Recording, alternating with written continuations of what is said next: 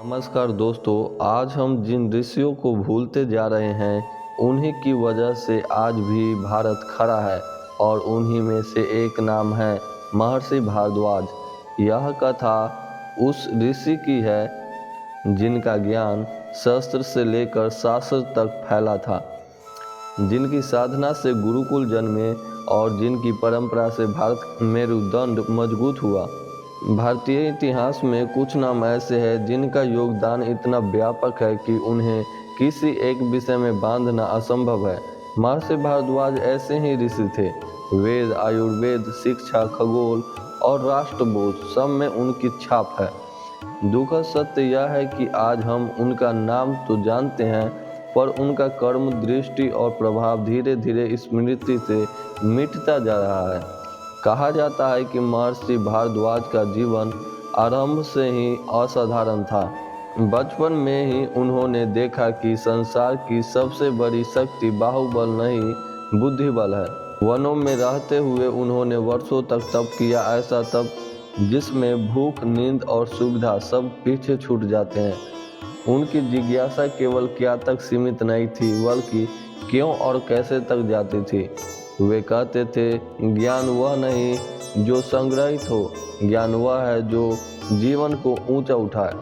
इस जिज्ञासा ने उन्हें वेदों के गूढ़ रहस्यों तक पहुंचाया। ऋग्वेद के कई सूत्रों से उनका नाम जुड़ा है। वे केवल मंत्र दृष्टा नहीं थे, मंत्रार्थ दृष्टा थे, अर्थ समझने वाले।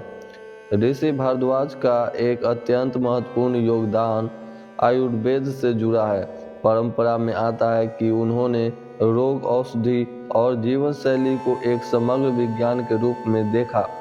उनकी दृष्टि में चिकित्सा केवल रोग निवारक नहीं, बल्कि स्वस्थ जीवन की कला थी।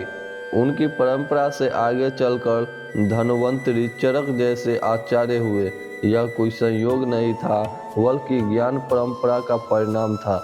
महर्षि भारद्वाज का आश्रम केवल तप का स्थान नहीं था, वह राष्ट्र निर्माण की प्रयोगशाला थी। यहीं से निकले शिष्य आगे चलकर भारत की दिशा तय करते हैं। सबसे प्रसिद्ध नाम है द्रोणाचार्य, जिन्होंने अर्जुन, भीम, अश्वत्थामा जैसे योद्धाओं को शिक्षित किया था। पर ध्यान देने वाली बात यह है कि महर्षि भारद्वाज की शिक्षा केवल युद्ध कौशल तक सीमित नहीं थी। वे पहले चरित्र, फील्ड कौशल सिखाते थे। उनका मानना था कि बिना नीति के शस्त्र भी राष्ट्र के लिए संकट बन सकता है। आज हम अक्सर ज्ञान को दो खेमों में बांट देते हैं, आध्यात्मिक और भौतिक। भारद्वाज इस विभाजन से बहुत ऊपर थे। उनके लिए शस्त्र और शास्त्र दोनों आवश्यक थे, पर दोनों पर संयम अनिवार्य था। इस संतुलन के कारण उनकी परंपरा से निकले योद्धा केवल शक्तिशाली नहीं, उत्तरदायी भी थे। रामायण काल में भी महर्षि भारद्वाज का आश्रम एक महत्वपूर्ण केंद्र था।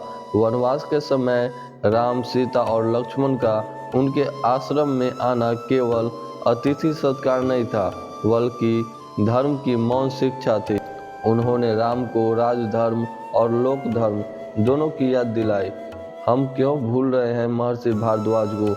आज के समय में हम परिणामों को पूछते हैं, प्रक्रिया को नहीं। हम अर्जुन को याद रखते हैं, पर उनके पीछे खड़े द्रोण को भूल जाते हैं। हम द्रोण को तो याद रखते हैं, पर उनके पीछे खड़े भारद्वाज को भूल जाते हैं। यही हमारी ऐतिहासिक स्मृति की सबसे बड़ी कमजोरी है। यह कथा केवल अतीत की नहीं है, यह प्रश्न है, क्या हम फिर से ऐसे गुरुकुल, ऐसी शिक्षा और ऐसे ऋषि चिंतन की ओर लौट सकते हैं?